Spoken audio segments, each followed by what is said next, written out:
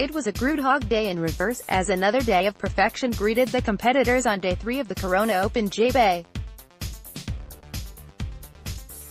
It looked small and high tide as we all started arriving at the contest site, but as soon as the sun started to rise, the waves rose accordingly, and there were perfect 4 to 6 foot line reeling down the endless point. The Aussie Start with the devil wind ruffling the sets. The opening couple of heats were going to be about power, and overcoming the chatter. Wade Carmichael was the first to stamp his authority, literally, by cracking some huge lips and pulling off some massive floaters down at the bottom section. Jeremy Flores had been looking good so far, but the heavy hitting of Carmichael sent the reunion surfer home.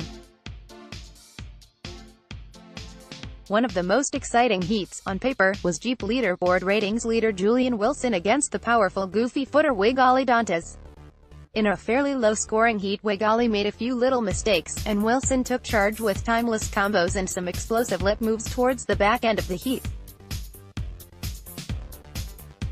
Wildcard falls. One of the heats we had all been waiting for was the Mikey Wright vs Griffin Colapinto encounter. Both surfers had been looking good so far in the contest, and both of the kids are incredibly popular young guys. On paper there was nothing in it, but out in the water, with incredibly perfect waves pouring through, Colapinto took over. Mikey made a mistake on an early bomb, dug a rail, and we all groaned as one of the waves of the day peeled down the point with no one on it. Griffin surfed solid and precise, found the barrels and hammered the end sections. Then the set of the day came through and the wild card went on the first one. A huge, extended one-legged layback hack saw him recover to the cheers of the crowd and then get caught behind to the groans of the crowd. Griffin picked up the wave behind it. Slightly bigger, a little bit faster, and he took full advantage of it, racking up a full repertoire of moves including tube time and a huge carve under the lip at the impossible section for a deserved 9.57 and the heat victory. Joel's farewell. The first heat of round 4 was a mix of some of the finest surfers to ever have paddled out at Supers. Joel Parkinson, with a rookie win, 1999, and a second win in 2009, Jordy Smith with a win in 2010 and another in 2011, and Rincon surfer Connor Coffin, who is perfectly suited to ripping the long and perfect walls of Supers. It was a close heat, with all surfers perfectly matched with style and approach. All three of them make the waves look easy, and all have very pleasing yet highly functional styles.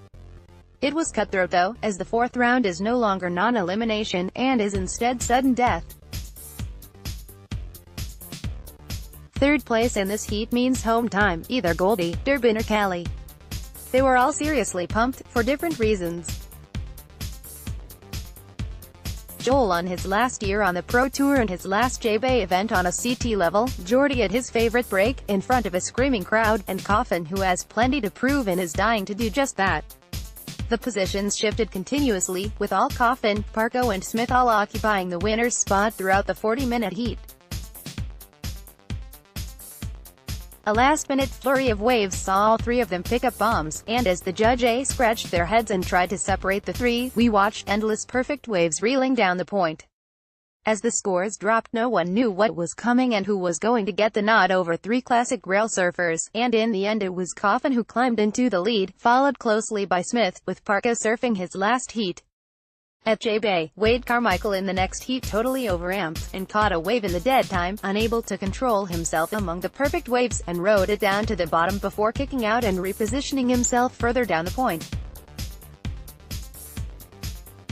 Carmichael proved that he is a Supers kind of surfer, throwing down huge turns on the bigger sets, and advanced with Wilson, while last year's runner-up Fred Morais was eliminated.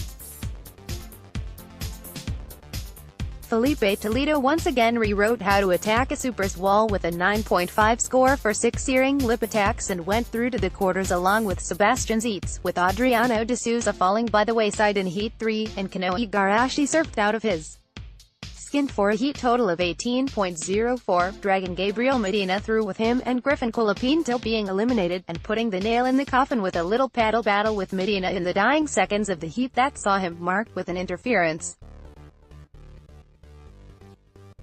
Today looks like the best day of the week so far, with a solid push in the swell, and light winds. It looks like another early start, and with just the quarters, semis and finals to go, there's a good chance that we could see a winner in the men's division tomorrow. Tracks.